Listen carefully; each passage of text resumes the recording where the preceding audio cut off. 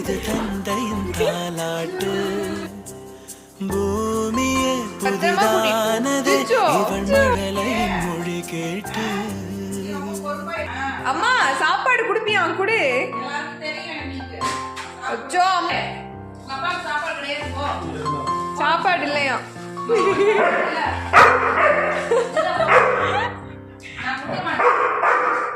கோவப்படுத்தாதுமா பிள்ளைய. சரி சரி சரி சரி சரி சரி சரி கொடு.